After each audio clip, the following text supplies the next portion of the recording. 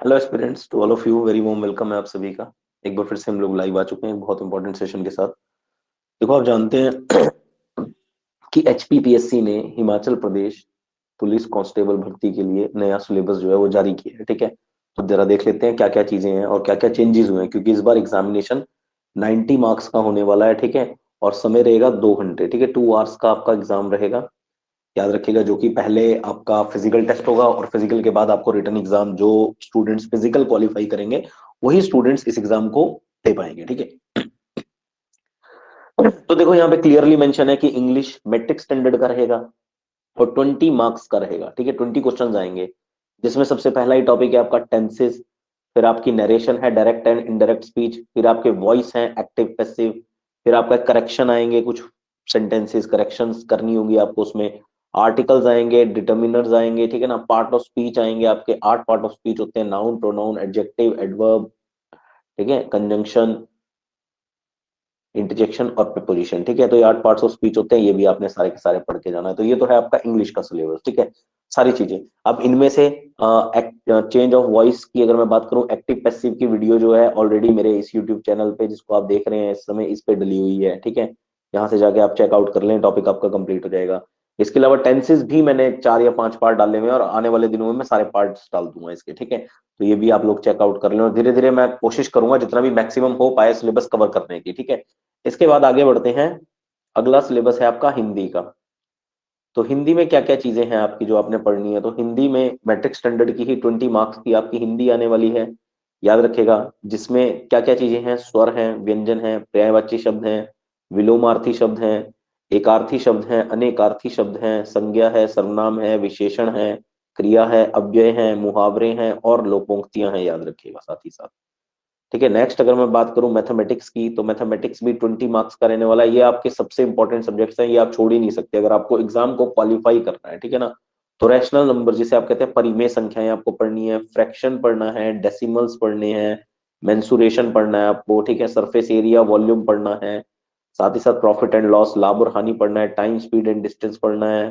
ठीक है ना, समय, दूरी और चाल, ट्रायंगल्स पढ़ने हैं, त्रिभुज पढ़ने हैं सारे के सारे, स्टैटिस्टिक्स पढ़ना है आपने और प्रोबेबिलिटी पढ़ना है। ठीक है ना, ये आपके मैथमेटिक्स के टॉपिक हैं जो आपने करने ही करने हैं, याद रखिए।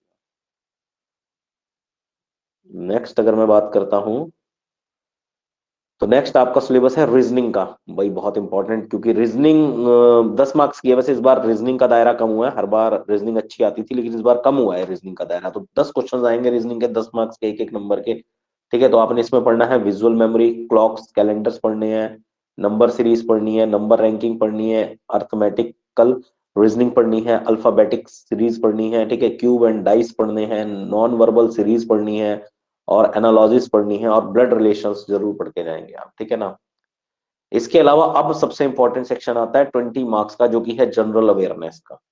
Which general awareness 20 marks cover करने वाला है, तो ये भी एक बहुत इंपॉर्टेंट सेक्शन हो सकता है आपका। सबसे पहले आपको दिया गया नेशनल एंड इंटरनेशनल ऑर्गेनाइजेशंस, तो राष्ट्रीय और अंतर्राष्ट्रीय संगठन, जैसे कि वर्ल्ड ट्रेड ऑर्गेनाइजेशन हो गया, अंतर्राष्ट्रीय संगठन, इस तरह के संगठन आपने पढ़ने हैं। यूनिसेफ हो गया, ठीक है, यूएनओ हो गया। तो जितने भी इंटरनेशनल ऑर्गेनाइजेशंस हैं, इन सबके बारे में आपने पढ़ना है। राष्ट्रीय स्तर पे भी जितने सारे संगठन है, सेल, भेल, गेल, एनटीपीसी, ओएनजीसी, ठीक है, और भी प्रमुख संगठन है भारत के, वो सारे के सारे आप पढ़ करके जाएंगे कि नालको का हेडक्वार्टर कहाँ पर है।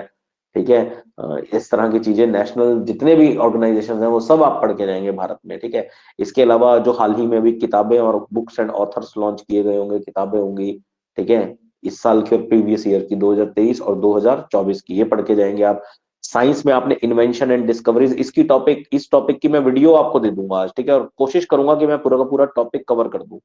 तो साइंस में आपको इन्वेंशन और डिस्कवरीज, जितने भी आविष्कार हुए हैं, खोज हुई है, वो पढ़नी है। देश और उनकी राजधानियां जरूर पढ़ के जाएंगे, करेंसीज एंड कैपिटल्स। ठीक है, साथ ही साथ याद रखिएगा करंट अफेयर्स आपने पढ़ना है, नेशनल और international current and previous year का। तो पिछले वर्ष का और वर्तमान वर्ष का आपने करंट अफेयर पढ़ के जाना है। मतलब 2024 वर्तमान चल रहा है और 2023 का याद रखिएगा पूरा का पूरा करंट आप पढ़ करके जाएंगे। ठीक है ना, इसके अलावा महत्वपूर्ण दिवस, जैसे कि विश्व महिला दिवस किस दिन मनाया जाता है, पृथ्वी दिवस किस दिन मनाया जाता है, ठीक है, पराक्रम दिवस किस दिन मनाया जाता है, ये सारे के सारे दिवस आप पढ़ के जाएंगे। ठीक है ना, ओजोन दिवस किस दिन मनाया जाता है, इनकी थीम क्या रही थी, ये भी आप लोग पढ़ के जाएंगे। ठीक है ना, देश तो पढ़ के जाएंगे, इनका विषय क्या रहा था इस बार का, ये भी आपने पढ़ना है। एब्रीविएशंस पढ़ने हैं आपने, इंपॉर्टेंट अवार्ड्स एंड ऑनर्स पढ़ने। इसकी वीडियो ऑलरेडी मेरे यूट्यूब चैनल पे अपलोड हुई हुई है, तो आप लोग ये चेकआउट कर सकते हैं।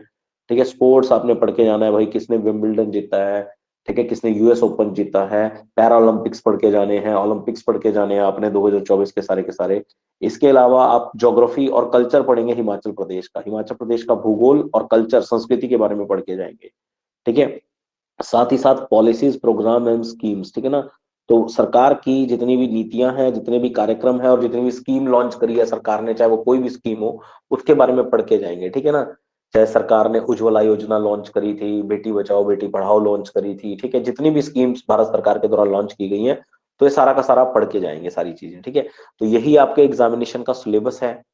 ठीक है, और कोशिश करेंगे जितना हो सके, मैं अपने इस यूट्यूब चैनल पे कवर करने की कोशिश करूंगा, मैक्सिमम से मैक्सिमम जितना टाइम मेरे को मिल पाएगा उसके अकॉर्डिंग मैं पूरी कोशिश करूंगा जितना मैक्सिमम से मैक्सिमम ये सिलेबस कवर हो पाए आपका। ठीक है, यूट्यूब चैनल पर। तो चलिए आज के सेशन को यहीं तक रखते हैं, फिर मिलते हैं आप लोगों से नेक्स्ट सेशन में। ठीक है, अगली क्लास में मिलते हैं, जो कि कोई इंपॉर्टेंट सेशन ही होने वाला है आपका। ठीक है, तो चलिए फिर bye bye, take care and जय हिंद आप सभी को, और मिलते हैं आप लोगों से नेक्स्ट क्लास।